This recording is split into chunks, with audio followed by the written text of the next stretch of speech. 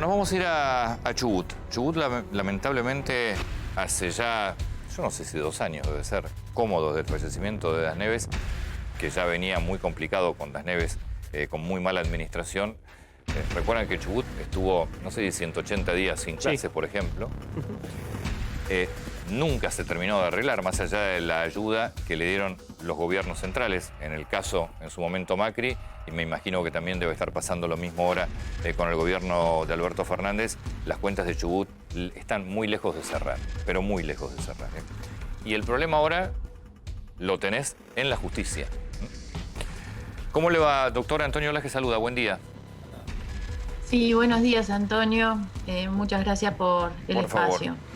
Usted me cuenta su cargo y después cuénteme su cargo, cuánta gente tiene para trabajar y hace cuánto que no cobra. Sí, bueno, mire, yo soy jueza de una cámara en lo penal en la ciudad de Esquel y actualmente soy la presidenta de la Asociación de Magistrados y Funcionarios Judiciales de Chubut. El Poder Judicial de la provincia tiene 1.800 empleados, funcionarios y magistrados, ese es el total.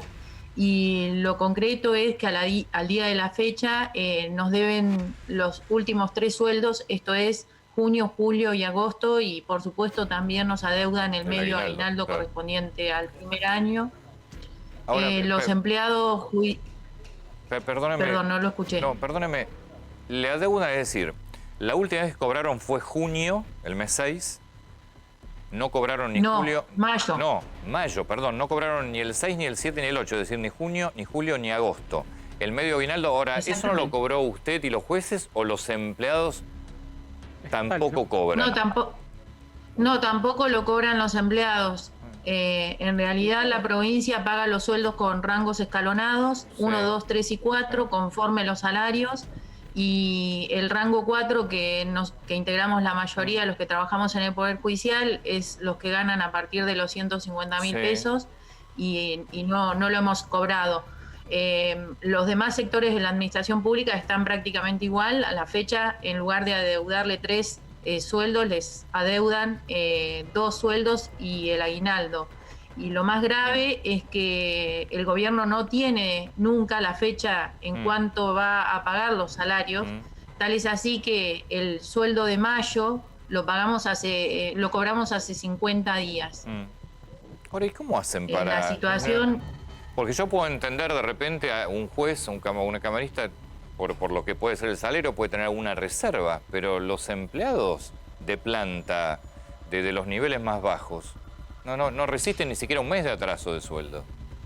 Mire, para las economías familiares, obviamente que para los que menos ganan, la situación es más insostenible, pero aún los salarios de los jueces, que los nuestros no son ni comparación con los nacionales, además son 3 meses, tampoco es posible resistir. Claro, tampoco es posible resistir 3 meses de salarios de atraso. No hay economía, por más organizada que fuera, que lo pueda resistir.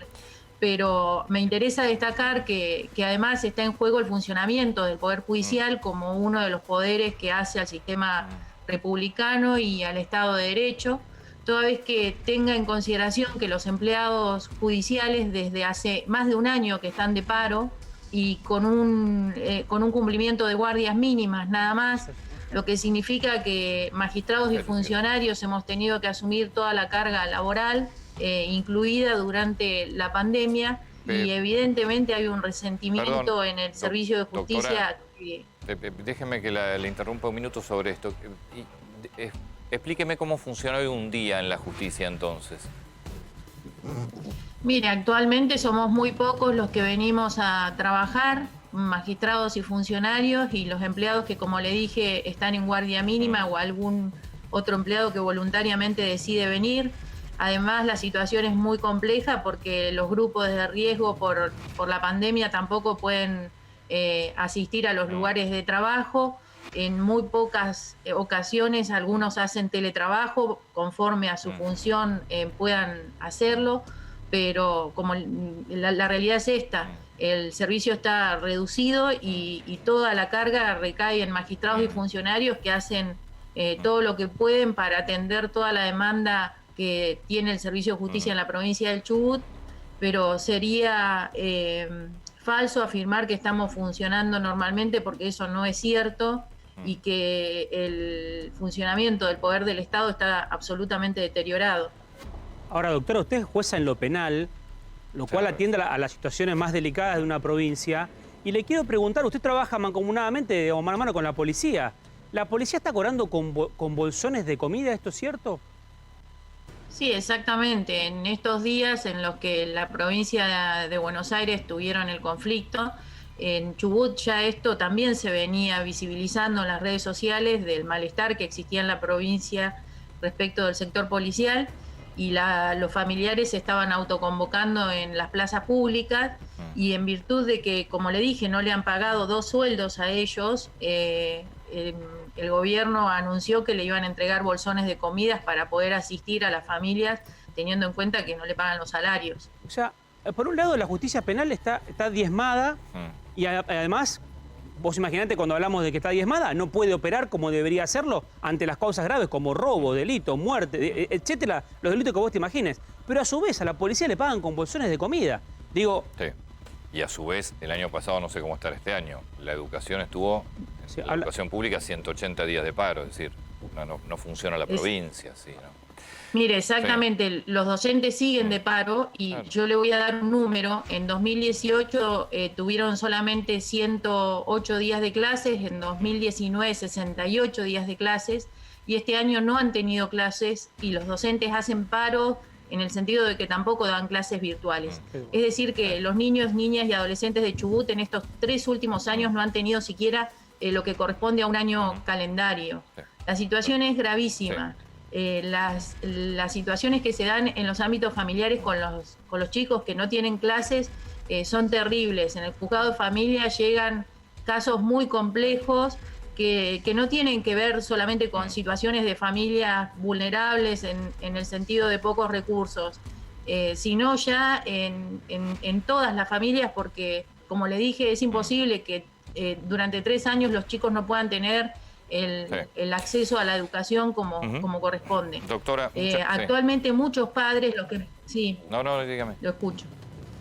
No, que muchos padres, los que pueden y en la medida de lo posible, están pagando colegios privados de otras provincias o de la ciudad autónoma para que por lo menos sus hijos puedan tener clases online. Y luego quiero mencionar el sistema de salud. En el medio de esta pandemia, los médicos tampoco cobran los sueldos. Y cuando hablo de médicos también hablo de enfermeros y de todo el personal de salud que tienen el mismo atraso y que incluso han tenido que realizar medidas de fuerza. En una provincia donde el sector de salud, a poco empezar la pandemia a sentirse, como fue en Comodoro Rivadavia, inmediatamente dieron cuenta de que estaba por colapsar porque habían aumentado la cantidad de respiradores, pero no de personal que pueda asistir a los pacientes que deban utilizarlo. Doctora, muchas gracias por su tiempo, muy atenta.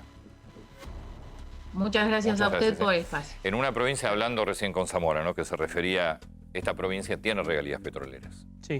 Lo que pasa es que Das Neves la fundió, así como cuando fallece Das Neves, que ya venía mostrando cuentas complicadas. Cuando fallece Das Neves, la provincia estalla en las cuentas. Empiezan a aparecer los números, la provincia completamente fundida. Insisto, con regalías petroleras, Chubut también.